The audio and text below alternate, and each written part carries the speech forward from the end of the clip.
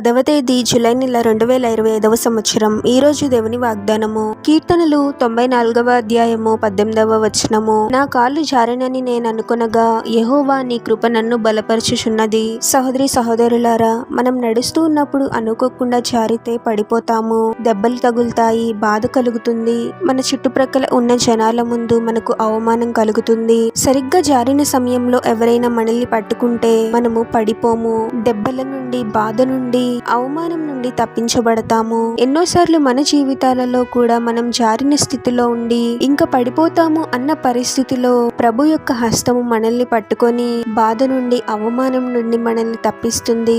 మనం నిజంగా గుర్తు చేసుకుంటే ప్రభు మనల్ని రక్షించిన సందర్భాలు ఎన్నో ఉంటాయి. మన నిర్ణయాల వల్ల వ్యాపారంలో నష్టం కలిగినప్పుడు, ఇంకా అంతా అయిపోయింది అన్న పరిస్థితిలో ప్రభువే అద్భుతముగా మనల్ని కాపాడి ఉంటాడు. ప్రయాణం చేస్తూ ఉన్నప్పుడు ఇంకా ప్రమాదం జరిగిపోతుంది అన్న సందర్భంలో ప్రభువే మనల్ని రక్షించి ఉంటాడు. అనారోగ్య సమస్యలతో బాధపడుతూ ఇంకా మరణమే అన్న పరిస్థితిలో ప్రభువే మనల్ని అద్భుతంగా స్వస్థపరిచి జీవాన్ని అనుగ్రహించాడు.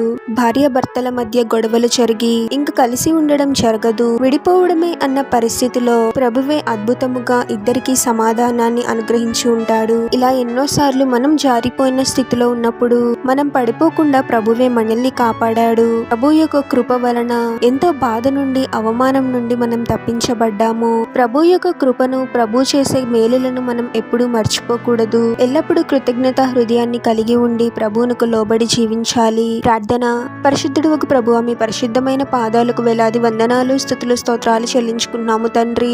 మరొక నూతన దినంలోనికి మమ్మల్ని క్షేమంగా ప్రవేశింపచేసిన దేవా, మీకే స్తోత్రం ప్రభువా. పడిపోయిన పరిస్థితికి వెళ్లకుండా ఎన్నోసార్లు మమ్మల్ని అద్భుతముగా కాపాడావు తండ్రి. ఎంతో వేదన నుండి, బాధ నుండి, అవమానం నుండి మమ్మల్ని తప్పించావు ప్రభువా. మాపై కృప చూపిస్తూ మమ్మల్ని ఎంతగానో ప్రేమిస్తూ మా జీవితాలలో మేలులను జరిగిస్తూ ఉన్నావు తండ్రి. అన్ని విధాలుగా మమ్మల్ని బలపరుస్తూ ఉన్నావు ప్రభువా. మీరు చేసిన ఏ ఉపకారాన్ని మేము మర్చిపోకూడదు తండ్రి. మీకు లోబడి భయభక్తులు గల జీవితాన్ని జీవించడానికి మాకు సహాయం చేయమని ఈ ప్రార్థనలో ఏకీభవిస్తున్న ప్రతి ఒక్కరిని పేరు పేరున దీవించి ఆశీర్వదించి అభిషేకించమని, వారు చేసే ప్రతి పనిలో మీరే వారికి తోడుగా ఉండి వారిని అన్ని కీడుల నుండి, అపాయాల నుండి మీరే వారిని రక్షించమని ఈ మా మనవులన్నీ యేసుక్రీస్తు వారి పరిశుద్ధ నామంలో అడిగి వేడుకొనుచున్నాము తండ్రి. ఆమేన్.